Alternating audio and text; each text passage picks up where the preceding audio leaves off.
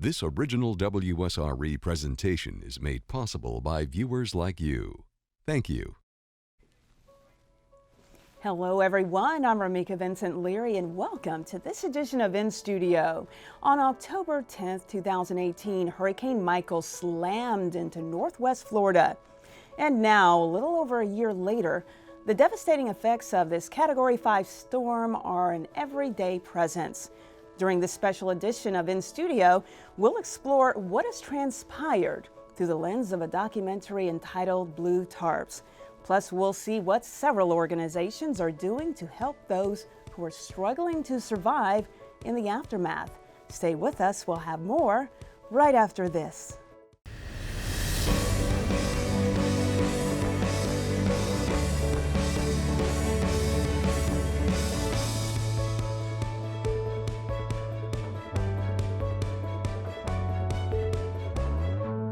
Welcome back, everyone. During this edition of inStudio, we'll be taking a closer look at Hurricane Michael and its aftermath. Before we start the discussion with our guests, I would like to share this special message from WSRE's General Manager, Bob Colkeen. I'm Bob Colkeen, WSRE General Manager. This special episode of inStudio brings you detailed information and provides a platform for further discussion of the impact and disruption that Hurricane Michael brought to our community. It is what we in public media call a companion program. The feature program is a locally produced program titled Blue Tarps. Broadcasting Blue Tarps supports the mission of public media to its fullest. It provides information critical to our region. It features the fine work of local filmmakers. It supports our community. It may result in the engagement of others to help rebuild a community, and it raises the awareness of hurricane preparation.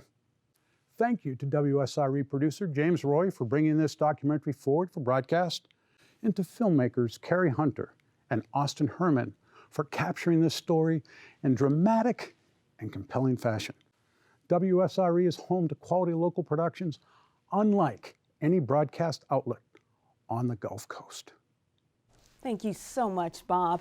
Indeed, we're thrilled to have the creators of Blue Tarps documentary, filmmakers Carrie and Austin Hermann, with us this evening.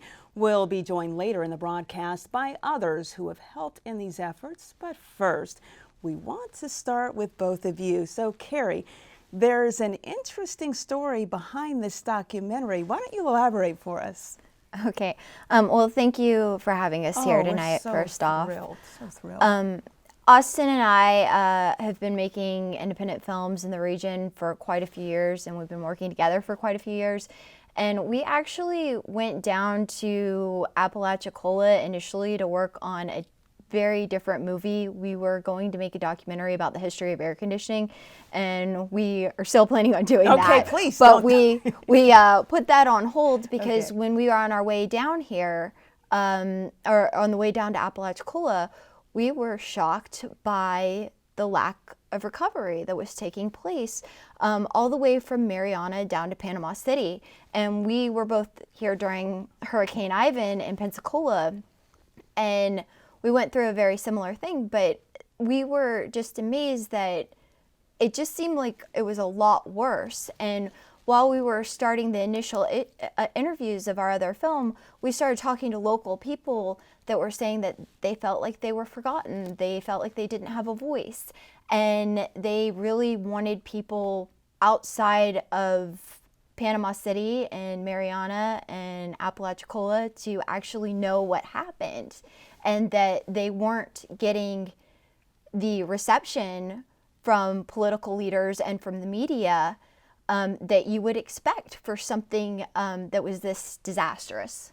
So, Austin, was this trip taking maybe several days after Hurricane Michael struck? Funny enough, it was the day before. It was the day before? Oh, no, that was a different time. I'm sorry, yeah. Well, just kind of a side note real quick. Okay. First off, we not only were shooting in Apalachicola, and that was very interesting because people were very much affected there as well. But on our way back, when we decided to take a scenic route back, and on the scenic route was through Panama City, Mexico Beach, and all these areas, and we were just astounded by the devastation. again, this was, I think, at the point in April, almost like exactly near 6 months, and Okay, it looked 6 like, months. as I've been saying before, it looked like Godzilla had walked through there. Things weren't open. Well, we couldn't get gas anywhere. We were pretty, floored by what we saw. So we felt like, all right, well, let's put some feelers out there and just start from square one and just contact some people. So Carrie, did you have your cameras out? Were you walking around getting footage? Were people coming up to you and say, hey, what are you doing? Or can you tell our story? They asked us who we were and what we were doing, but the majority of the people that we show in the film are people that contacted us through Facebook. Very good medium. We put out a message after initially deciding to do this, that we were looking for people that wanted to be heard, and we were just amazed Floored, by the right? response. There was more than we could handle. It was up where, like, we go there first, shoot an interview, come home, check all the messages, and you couldn't get through them all. Yeah, you just couldn't get through them all. So It was weeks in the on end, hundreds. Austin, continuous. Yeah. Oh, and Communication. the more we started interviewing people, the more they were telling friends and getting us in touch with other people, and we were getting responses from inland, all around, people, leaders of industry, community leaders, et cetera, et cetera. And it was more than we can handle. It was pretty, again, overwhelming. Hundreds every night. It was just the two of us for the majority of the shooting. We did have other people that helped us, especially do research, but it was for the majority of the actual filming. That speaks volume, Carrie. We think about voices being heard, and for you to receive all of this communication, people that were yearning for someone to hear their stories. Maybe they had reached out to other outlets and maybe possibly hadn't gotten any response. A lot of grieving going on in that respect. Maybe people wanting to throw in the towel, and then you two come along and you birth a ray of hope in the minds of so many. Aid money. And I know a lot of the people that contacted you were wondering 6 months later, right? Where is it? Where is the money? And just elaborate a little bit on that, will you, Carrie? Because people are suffering. Yes. So if you look at the aid money, and this is both from a government perspective and a nonprofit perspective, Hurricane Michael was a Category 5. To put this into perspective, Hurricane Ivan, which hit Pensacola, was a Cat 3. Hurricane Katrina, Cat 3. Granted, these are more populated areas, so technically on paper, they created more economic damage, maybe. Yes. But the sheer power of the storm, especially the wind damage that ripped through these areas, was way more powerful than either of these storms, and they received a fraction of the funding. And I don't want to get into the political part of this because I feel like there's problems all the way around. Absolutely. But our government has not done its job here. If you look at the aftermath of Hurricane Ivan in Pensacola, they brought in a significant number of FEMA trailers here. They built a man camp to house construction workers. That was not done in the majority of the areas that were affected by Hurricane Michael for a much more powerful storm. So now people that have insurance, that have resources, can't get construction workers to work on their homes because there's no place for them to stay. Absolutely, and we know this is an ongoing story, and we'll definitely hear more in the weeks and the months to come, but there is a sense of urgency with this message behind Blue Tarps. And we also have to think about the local budgets. You mentioned, okay, maybe workers do want to come. Where are they going to stay? And even the housing market, even rentals. So Austin, talk about that, please, the strain. Funny enough, we did a screening recently in Tallahassee, and a lot of people aren't from that area.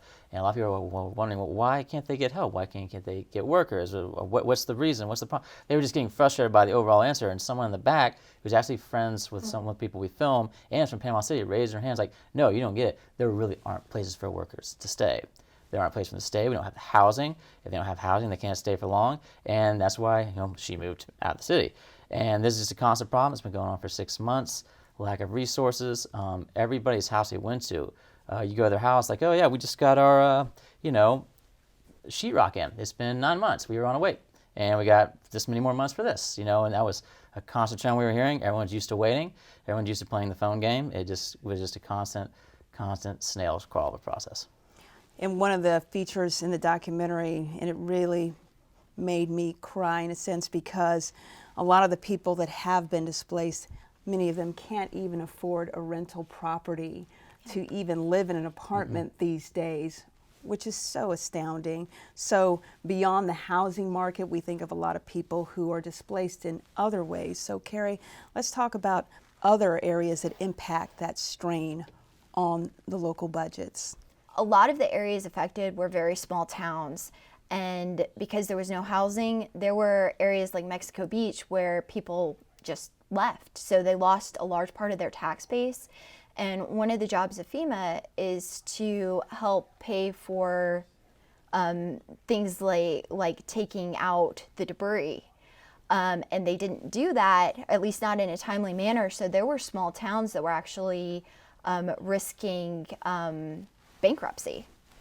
And to think about it, Austin, 6 months after the hurricane struck. But we're looking at today, right? It's over a year later, and the devastation is still there on so many fronts. That's why this message is so important to hear. And we think of parents, we think of grandparents, we think of the whole family unit. Many people who have been displaced that might have mobility issues, they can't get around well. Maybe they're waiting on a check, as you mentioned earlier, Carrie, but there are roadblocks that have been put in place. That's why it's so very important for us to come together in this respect. Through your shooting, and I know it's a growing kind of experience, life experiences, right, Austin? Yeah. Things that make you grow on so many levels. You go out there and let's say we're gonna, someone is living in a tent city and we're gonna go film them, and we have an idea of what that's gonna be like in our head, and then you get there, and reality just hits you in the face. And we did that days on, and everyone's story was just, again, because you haven't been around in years. Even here, Ivan, it wasn't that bad in hindsight. When you look at, homes and all that kind of stuff. But these people, 6 months out, you go to their property, no running water, no electricity, kids are displaced. It's pretty harrowing. There's a couple of times, you kind of just, let's take a break, take a breather, step out, give them time, and just the delicate way in which you talk to these people, handle them. It's tough. It really is tough. So Carrie, any of the people that contacted you that maybe hadn't received any aid money initially, have you heard any success stories, any positive reports on that end? Not from official government outlets. Where the success stories have been from religious organizations. And I have been amazed by the religious groups that have done a wonderful job trying to come in and deal with some of these issues. But they have been the ones that have helped people. But FEMA, for a lot of the people that we talked to, never got back. And a lot of the people that had insurance issues are still having insurance issues. And that's something I thought was very interesting. Again, everybody's waiting on FEMA. It's just a waiting game. But on the ground today, groups like the Long-Term Florida Inland Recovery Group, Innovative Charities, today, what are your problems today? Let's fix those today. And they're working on that, which is pretty inspiring to see. That's what we really enjoyed. And that's kind of like the hope that comes across in the film as well. Yes, hope, hope, hope. Hang tight, both of you, okay? As we head to break, Stephanie, a dance instructor, shares her comments from the documentary about devastating structural damage in the aftermath of Hurricane Michael. You drive through the city and it's all torn apart, and you kind of get used to it. You get used to those buildings that you used to see that are just completely gone. You drive by one day and there's a slab on the ground where a house was. And the material stuff is one thing, and you kind of get used to it in a weird way.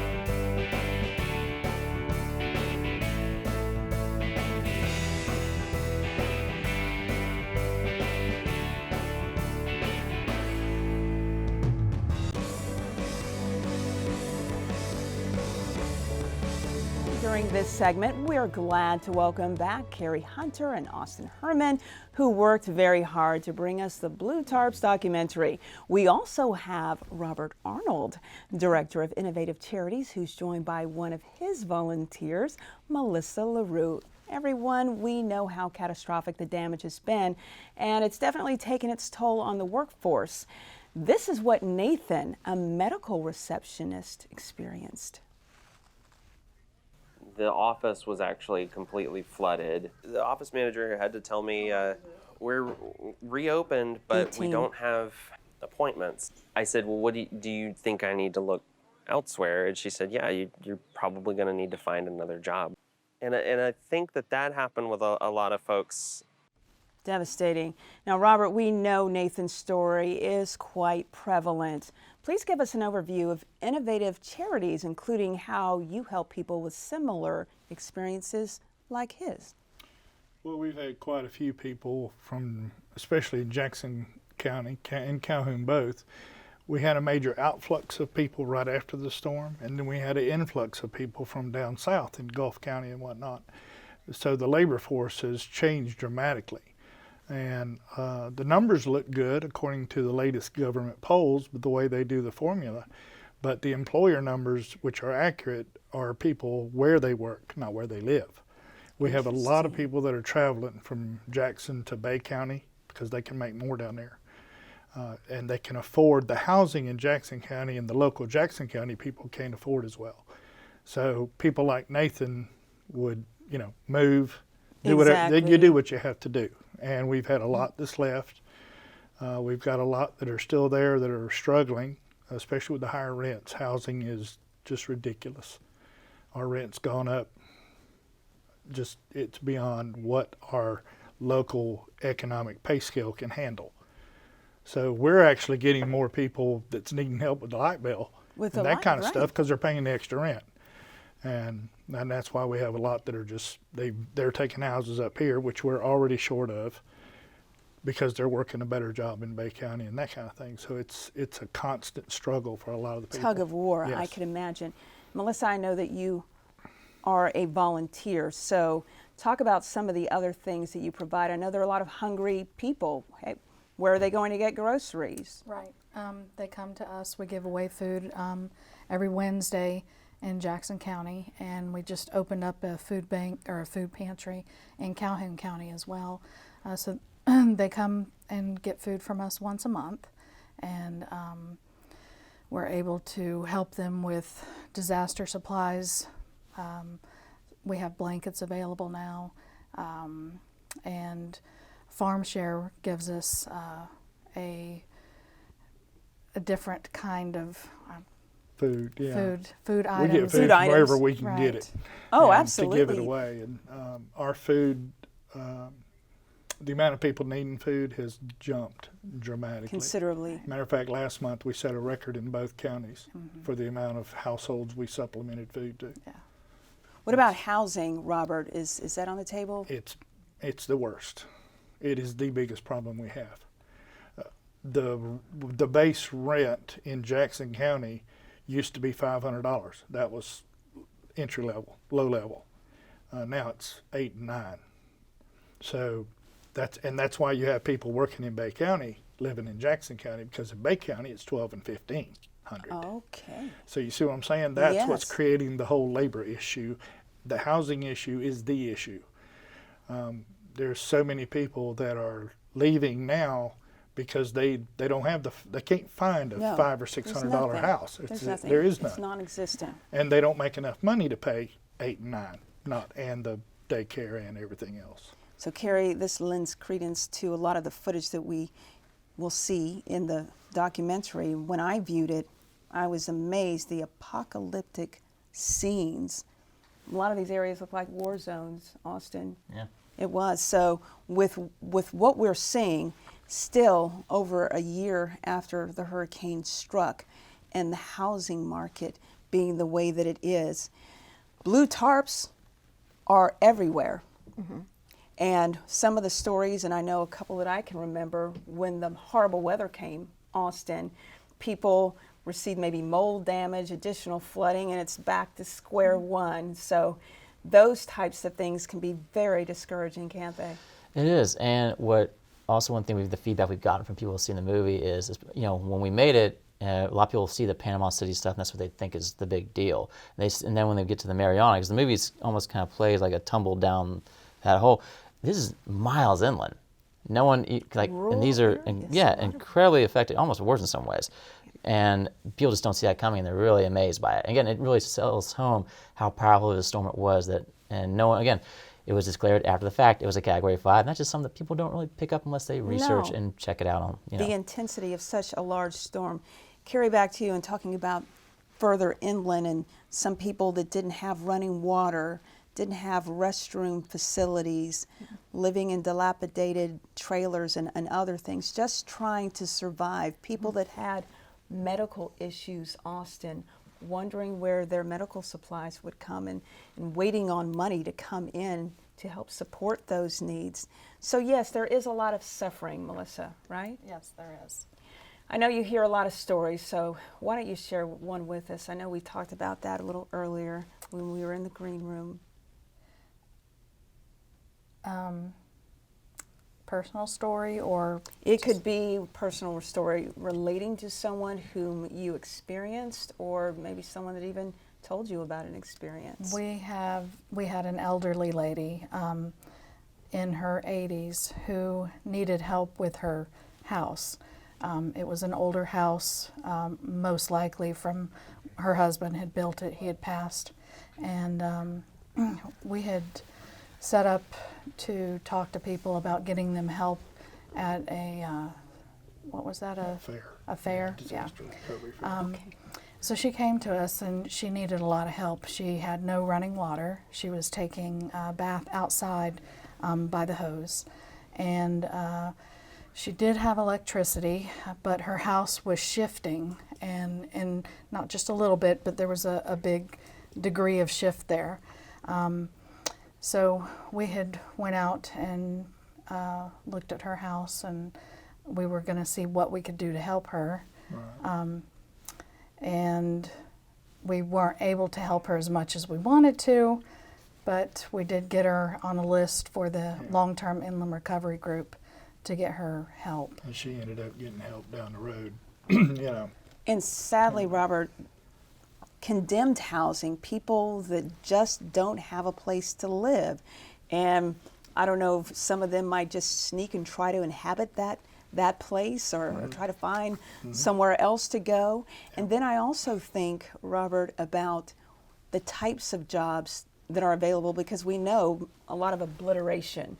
So if there is work to be found outside of maybe trying to do something from a construction standpoint or help with rebuilding, what could a person do?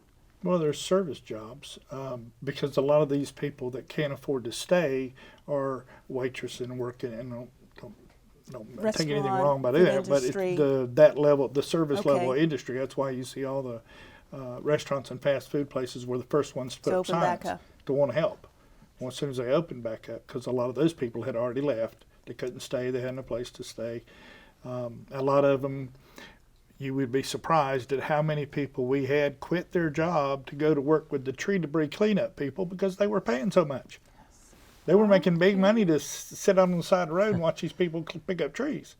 Wow. So that left an opening over here in a restaurant or wherever. And of course, that didn't last forever. So there's another shift back and forth. Transition. The housing, you was talking about the blue tarps, about a third in Jackson and Calhoun counties. Basically a third of the houses still have blue tarps a year later. Austin, I remember one scene from the documentary. There was a lady that had a grocery cart, had a few groceries in there, and then she was talking about the fact that why is she living that way? I could actually feel through that television screen just there was anger. Yes, she was hurt. She was grateful for the food that she had, but in her mind she was wondering, as an American, why am I being subjected why do I have to go to a food bank or have to go to a place? And again, one of the things about the movie, everybody thinks Panama City, Mexico City, but this inland, no one You know, again, the quote, the tagline of the movie, "Forgotten Storm, Forgotten People," and yeah, like, and she wasn't the only one line. You know, you go through that line, and while we were there, you talk about the unemployment Yes. and the jobs. Like everywhere was for hire, all over all those counties. And I remember, I think even you told us, mentioned at one point, especially after the storm, Walmart couldn't keep employees there, stay open 24/7, so people couldn't get the resources they need. Like it's just a complete just drought of employees, of people to work. So sad.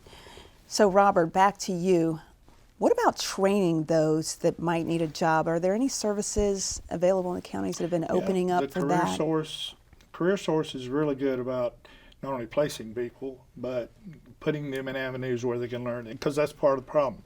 In fact, I was just talking to him this week. He's got some jobs, but he don't have the skills to fill the job. And anybody that knows anything about building a house is already working if they want to work. They got all the work they can stand. So, and then some. And then some, right. But, you know, he'll have a job for an equipment operator. Well, this guy knows different equipment, this kind of thing. So, and yes, there's plenty of classes. If somebody wants to work and they don't know the job, they can go learn the job. Right now, it's just a matter of who's going to be here this week. That's right. Because we still have people leaving, and we see so much of the lower economic people to begin with at the food banks and whatnot, and they're all hitting their limit.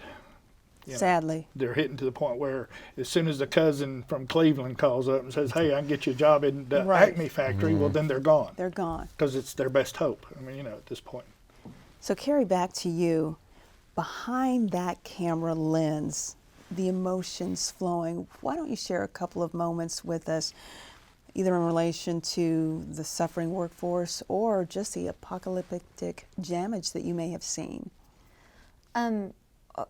One of the biggest challenges with making this movie was trying to figure out how to react, because we were going into probably the worst experience that many of these people have lived through. Right, ever.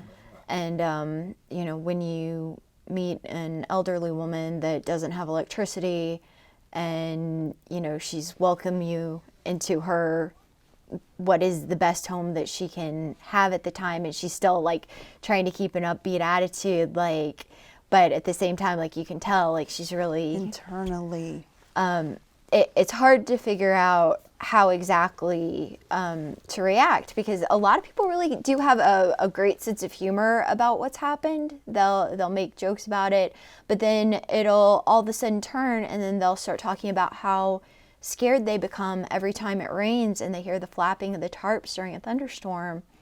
And you realize that a lot of the humor is trying to hide that fear of what is the next thing that's going to make it harder. Exactly, Carrie. What will the next day bring? Hang tight, all of you. We're coming back in just a moment. So, in addition to structural damage, Hurricane Michael took a huge toll on forestry. Heather from Panama City reflects on the beautiful days of old. It was always, I don't know, it was kind of magical. You know, like every tree here was like extremely old and huge and winding, and it was a really, really thick canopy over here. It was always noticeably so much cooler than everywhere else. And now so much of it's gone.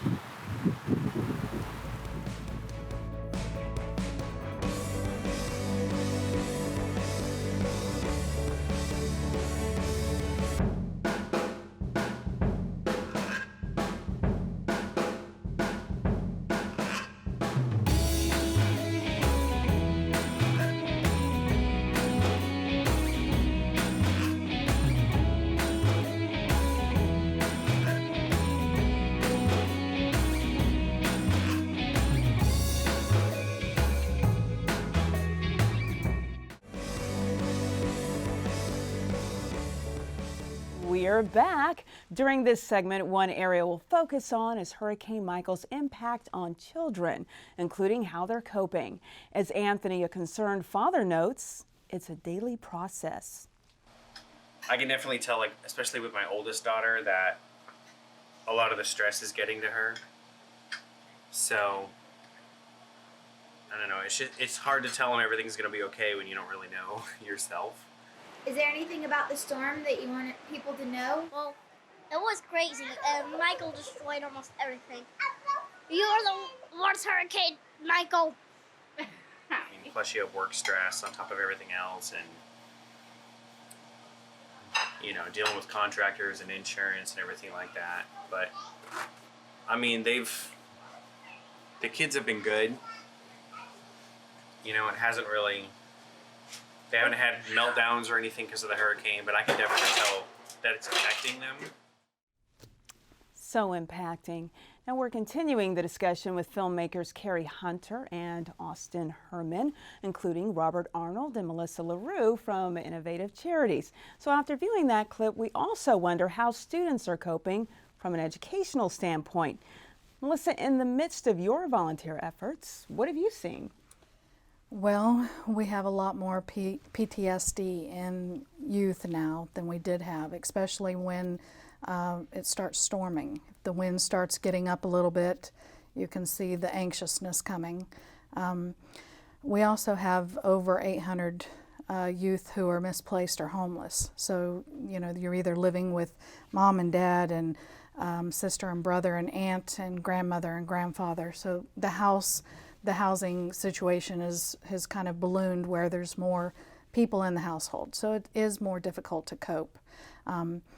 We've seen an influx in Baker acting. I think there was 28 since the hurricane itself, and over 500 youth are getting some form of counseling, whether it's inside the house or outside the house. So it has definitely impacted our youth, and when you have these issues going on, of course it's going to impact them at school as well, mentally and physically.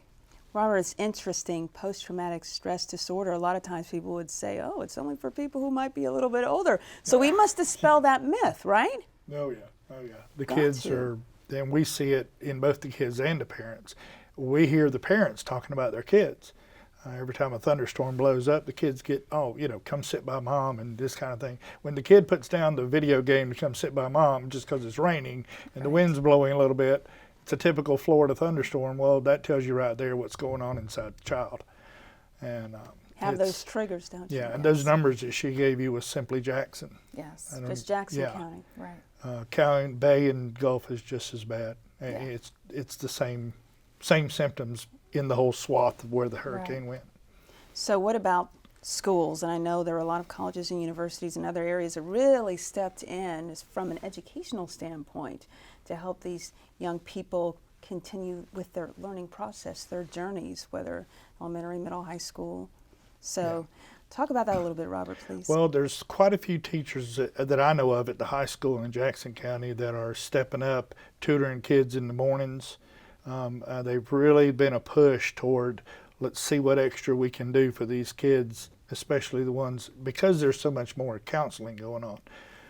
And even a good percentage of those numbers are in-house counseling. So the guidance counselors and the school system, guidance system, are really, their load is picked up and they're stepping up because they see that, okay, we got to do something with these kids. I mean, when the average is 20 a year, the numbers alone tell you the story. So Austin, behind the lens of your camera, with the interviews that were done and the youngsters and their emotions, and I know it was gripping for you doing this, so would you like to share a moment or two with our viewing audience? Well, actually, the clip just shown with Anthony and Stephanie, I actually thought that was one of the more powerful stories we witnessed, just for the sake of, when you're a kid, when she says, oh, well, the house is going to be better, you tell your kids that. And we have moments with her on the camera where we see her break down in front of us and then come right back up, because what really kind of impressed me, what you see day in, day out, is like, yeah, we don't know we're going to live tomorrow. We don't know what's going to happen.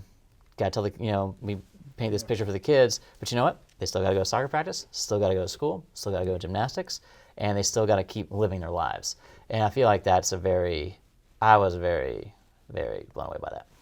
Absolutely. So Carrie, in addition to the young people, we think about forestry, and we think about nature and things that have been planted. And it can be quite devastating when you go to a park and you see a big oak tree or another tree out there and you say, what happened? And look at our infrastructure, and what about the wildlife too? Because wildlife can definitely be impacted. So would you like to tell us a little bit about your experience just filming these things and running to people that maybe shared their stories with you? Almost everyone that we spoke to talked about having depression because of the storm. And one of the things that they mentioned was the lack of trees. And when it got really hot during the summer, it basically took the shade that used to cover everyone's homes, that kept their homes from being extremely hot. And then when you add to it that a lot of people were still living in situations either in a tent or another situation where they don't have full electricity or air conditioning, the lack of trees is actually a huge deal. But the other thing is all of the landmarks were gone. So when we had been to Heather's house, the artist in the film, the day before the storm. We had been filming a documentary about her artwork, and I thought I knew exactly how to get back to her house. So like I didn't have my Google Maps up or anything, and you like could not find couldn't find her house. And I started talking to different people that were like, oh yeah, I can't find my own house when we're driving around Panama City. I almost pulled into my ditch 2 or 3 times. And you had no idea, Robert, right? Yeah, right. Okay. So not only the trees, but let's talk about the farming industry as well, impacted badly by all this. Robert, do you have any information you'd like to share with us about that? Timber's gone.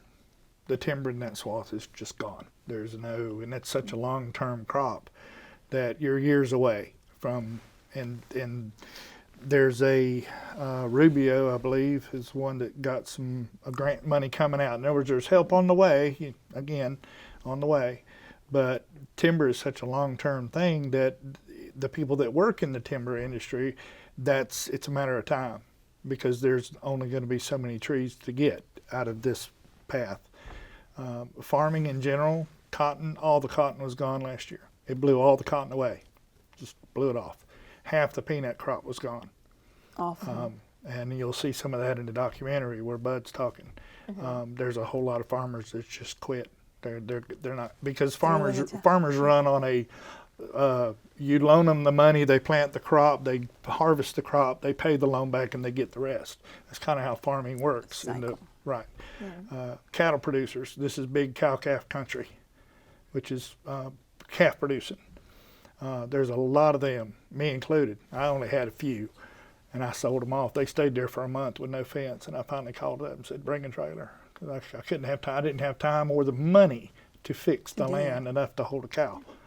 So they're just gone. The people just quit. It's not worth it. You can't, when it costs so much to repair your place to where you could keep a cow, there's not that much money in cows when you're that small. Absolutely. So there's a lot of the cattle operation, the small-time cow-calf producers, there's a lot of them that are just quitting. I also think, again, about the trees and the debris removal. And so some of those trees that had fallen, were they good? Were they able to be used? Was the wood good enough to be used, or was it completely discarded? Most of it's rotting. Most of it rotting. Anything that had any size to it, most of it was wind stressed too much to make decent lumber. Most of it's too hard to get to. It's not economically feasible to get it for pulpwood or chips. So you just leave it there and let it rot. And the biggest thing, and it's funny because we're in Pensacola, so I'm guessing a lot of your local viewers would understand the concept, because I was over here 2 weeks after Ivan. Okay. And I saw all the live oaks that y'all lost. And our part of the wood our part of the Panhandle is so heavily forested that we've grown up being used to only seeing a wall of green and brown, and it's only that far away. You can't see long distances in the Panhandle. And except now you can see places that you always knew were there, but you've never been able to see them. It's like a house that's right off the road. I've known that house all my life. You've never been able to see that house from the highway, ever. Clear purview. Now you can watch the dog walk across the yard. And that's the difference in the whole landscape change, and I think that's what affected a lot of the adults. I mean, included. I'm from there, so when you see that, when you're driving down the road and you glance over and you go, oh, because it gets you again. You're not, you know. Well, Melissa, I know Robert talked about cattle, but we also have to think about pets as well.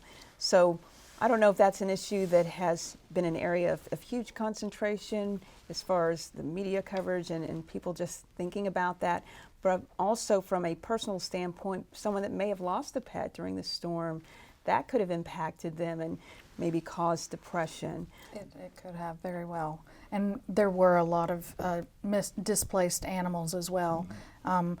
They didn't know how to get back home. They ran away during the storm because they were scared. And again, we have a high population of elderly people, and sometimes those little animals are their life. And so once they're gone, and seeing the devastation around them, and their love being gone, yeah, it spins them into a depression. Thank you all so very much for sharing during this segment. Viewers, as we head to break, we share candid words from Nancy, a woman who is hoping for the best as she fights the elements while living in a tent. I have to watch and dust out my beds every day because there's spiders, and a snake got in my fan. He was a black racer. And I have to watch it also for moisture getting to my books, and I had to put a tarp over it so I don't leak, but I still leak on that side. When we first got here, I had to make sure I had tons of blankets, so I have like 6 blankets on my bed because during the winter time, it's really cold.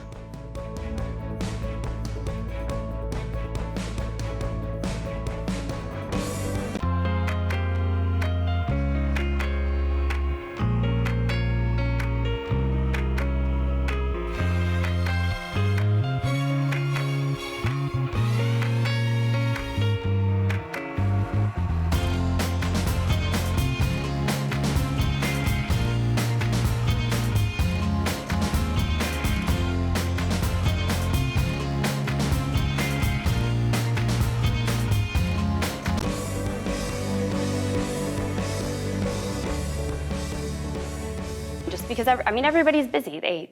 There's only so many contractors, and there's only so many electricians, and so many people that can work on certain things at one time.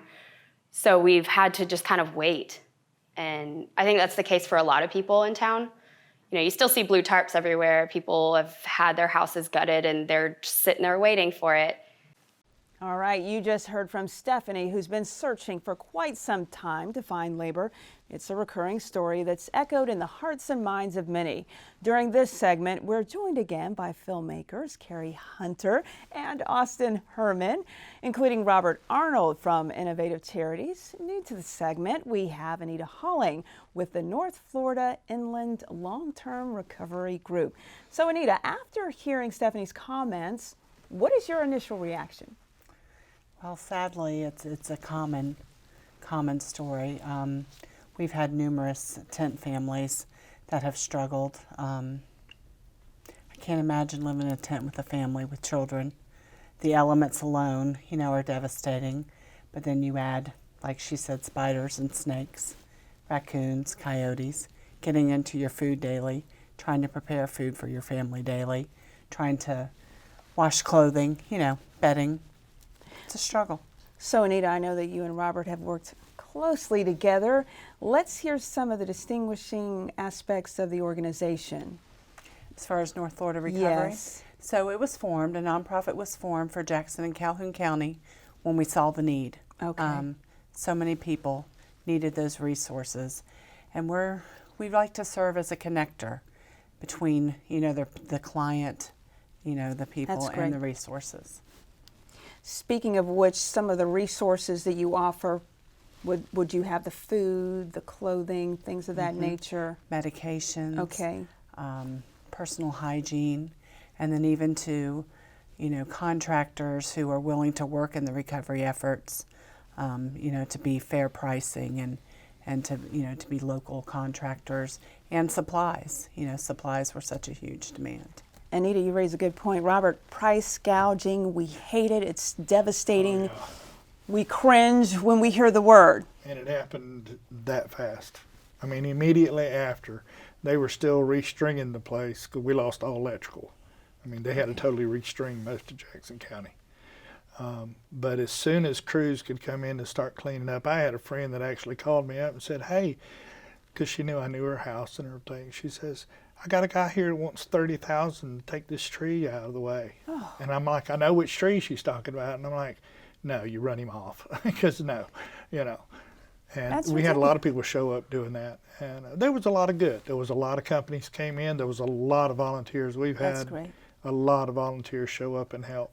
But yes, it's inevitable. When we think about regulations, you can't catch everybody, right? Although you would want to. It's devastating. And then that's something else, Austin, that can tie into people being depressed and looking for an out and wondering, will I ever see the light of day? Yeah, I mean, you wonder because, I mean, a lot of people are still stuck in the same situations. We talked to one family, it isn't even in the film. Luckily, their son, it was an extended family, all living together, like most of them are, you know, just grandma, grandpa, grandkids, all that, all living together because they have to. And luckily, one of their sons was some form of construction. So every day when he wasn't working or helping out, he would come home and work on the house. And that's what he did. That's awesome. These helping hands, these stories are so inspiring. And the normalcy aspect, Carrie, I know that you heard so many stories, but was there a general echoing kind of theme regarding comments that you may have heard when you were filming? Most people are trying to search for a sense of normalcy, trying to create routines for themselves. And I think it's important to realize that the things that Jackson and Calhoun County are really missing and that they really need are things like construction materials and roofing materials. And you know, a lot of people think that they can return the sense of normalcy by sending in food donations or clothing donations. And you know, luckily the state of Florida has a really good network for that aspect of it. But you know, right now there are children that don't have beds.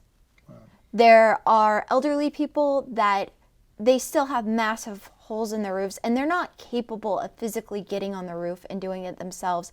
And I really think that people need to understand that the people that are still suffering, it's not because they're just being lazy and sitting there doing nothing to help themselves.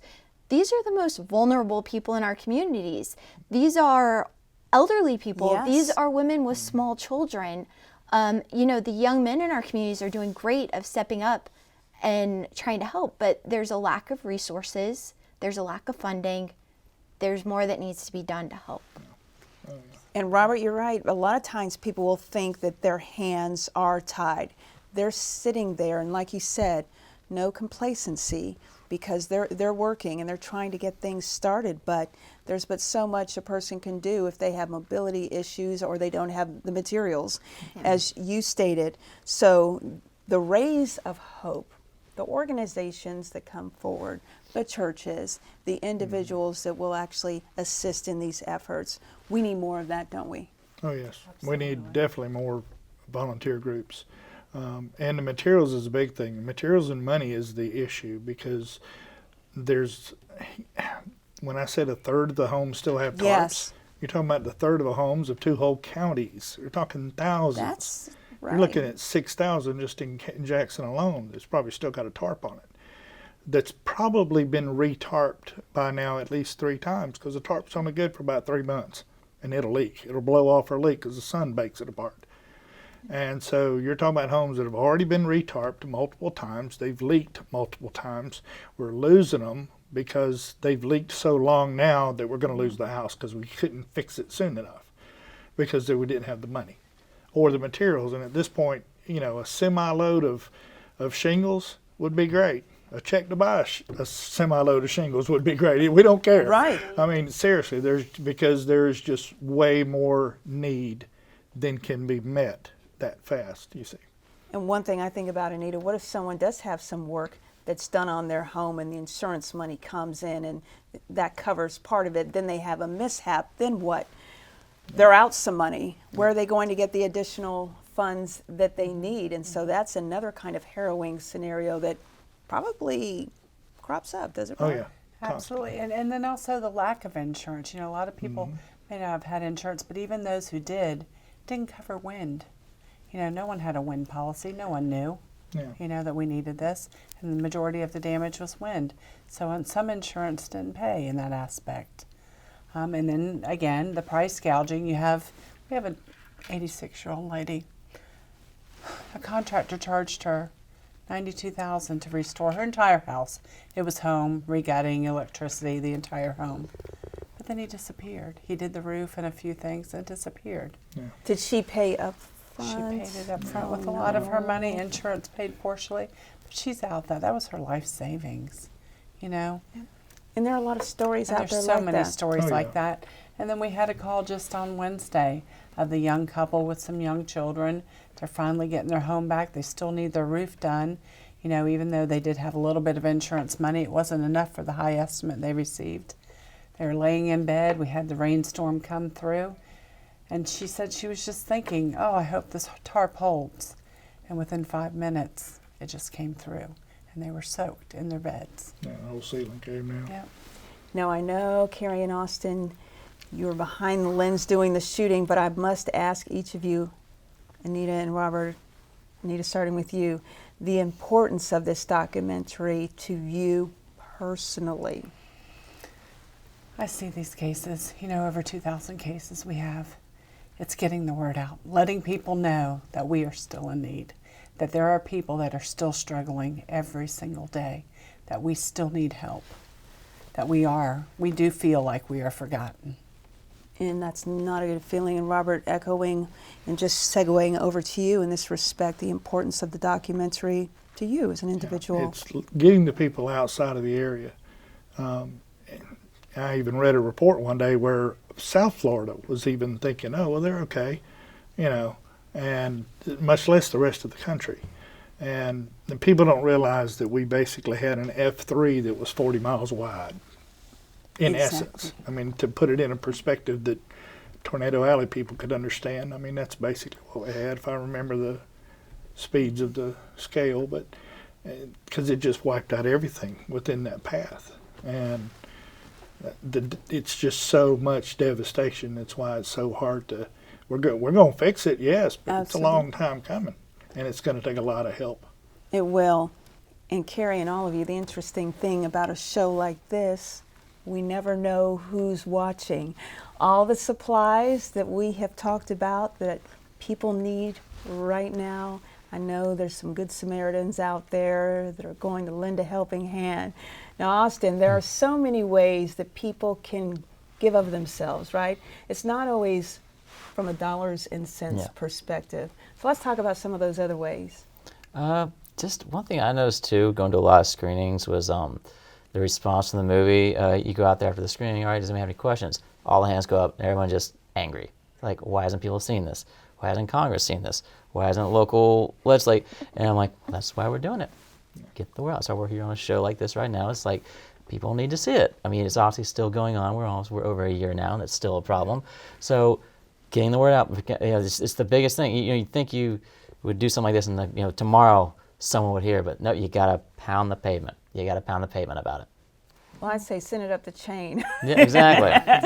Absolutely. So, Carrie, the impact of doing this documentary with Austin, I know this is near and dear to your heart, and for anyone out there watching that's thinking about lending a helping hand, just tell them to do it, right? Yeah. Don't be afraid. Don't hesitate. What would you say to our viewers? I'd say for individuals here in Pensacola, there's a lot of things that you can do. Mariana is not that far away. That's right. I mean, it's about hour 20-minute drive. They need volunteers. They need help. They definitely need supplies. If you have tools that are available for roofing, if you have the skills for roofing, and you can come over and donate a weekend.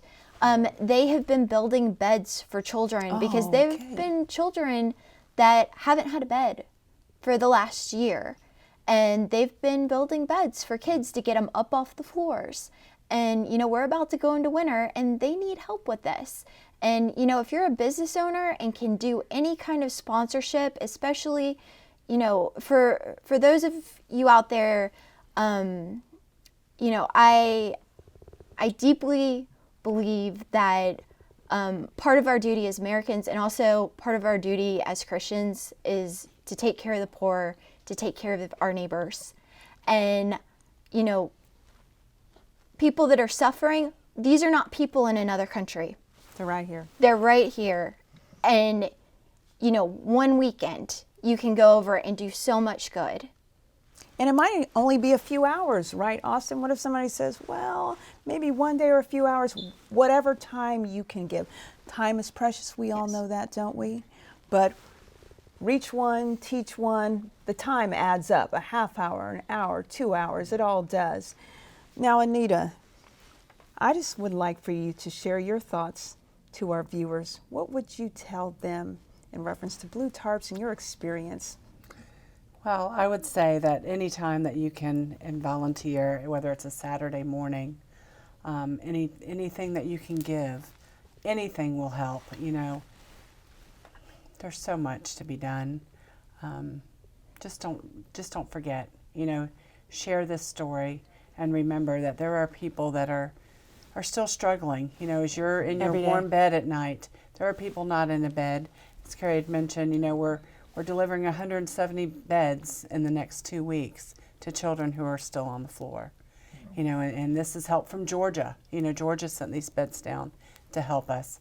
There's so many things that people from the outside can do and to send that would help out.